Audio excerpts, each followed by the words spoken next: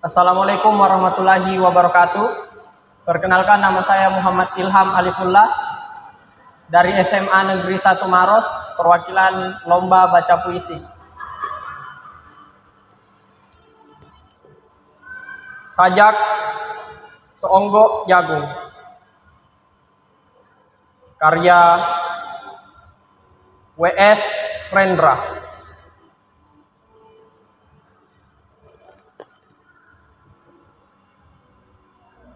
Seonggok jagung di kamar, dan seorang pemuda yang kurang sekolahan.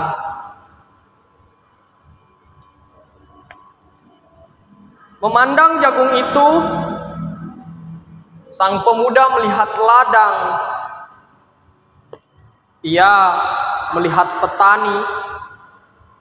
Ia melihat panen. Dan suatu hari subuh, para wanita dengan gendongan pergi ke pasar. Dan ia juga melihat suatu pagi hari di dekat sumur gadis-gadis bercanda sambil menumbuk jagung menjadi maizena. Sedang di dalam dapur tungku-tungku menyala. Di dalam udara murni tercium bau kue jagung.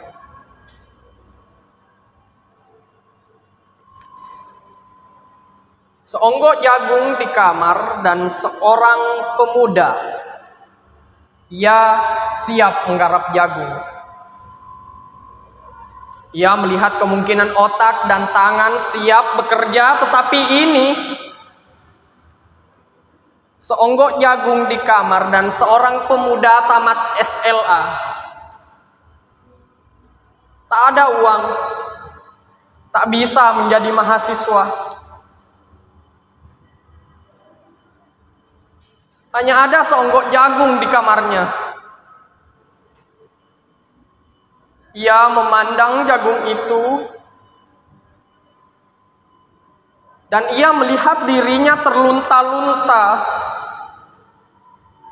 Ia melihat dirinya ditendang dari diskotik. Ia melihat sepasang sepatu kenes di balik etalase. Ia melihat saingannya naik sepeda motor. Ia melihat nomor-nomor lotre. Ia melihat dirinya sendiri miskin dan gagal. Seonggok jagung di kamar tidak menyangkut pada akal, tidak akan menolongnya.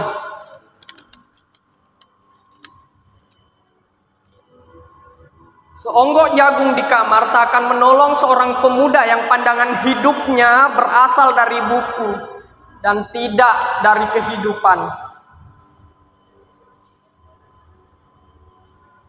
Yang tidak terlatih dalam metode dan hanya penuh hafalan kesimpulan. Yang hanya terlatih sebagai pemakai tetapi kurang latihan bebas berkarya. Pendidikan telah memisahkannya dari kehidupan. Aku bertanya,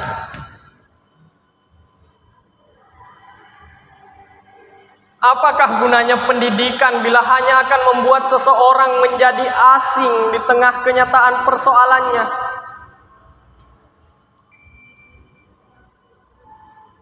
Apakah gunanya pendidikan bila hanya mendorong seseorang menjadi layang-layang di ibu kota, kikuk pulang ke daerahnya? Apakah gunanya seseorang belajar filsafat, sastra, teknologi, ilmu kedokteran atau apa saja bila pada akhirnya ketika ia pulang ke daerahnya lalu berkata, "Di sini aku merasa asing dan sepi."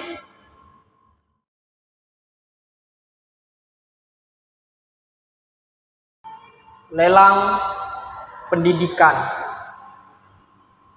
karya Ahmad Latiful Ansori.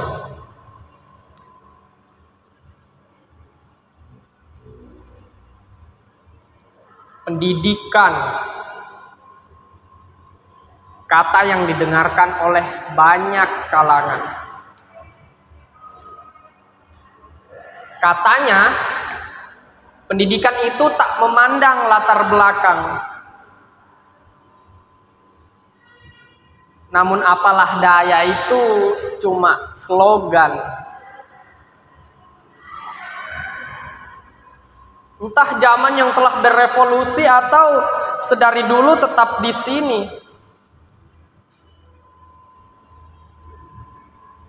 Pendidikan adalah hak setiap warga. Namun mana buktinya? Kami beli, kami juga menjual.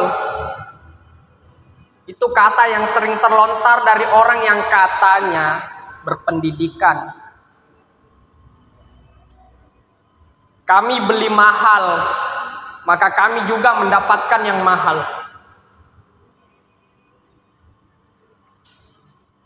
Pantas saja jika negara tak mencapai kejayaan. Kelakuan orang-orang berpendidikan tak lagi bisa diharapkan. Pendidikan investasi masa depan. Namun, bukan berarti pendidikan sebagai alasan untuk meraup pajak besar-besaran. Bukan pula sebagai alasan untuk meletakkan kaki di atas hidung anak jalanan.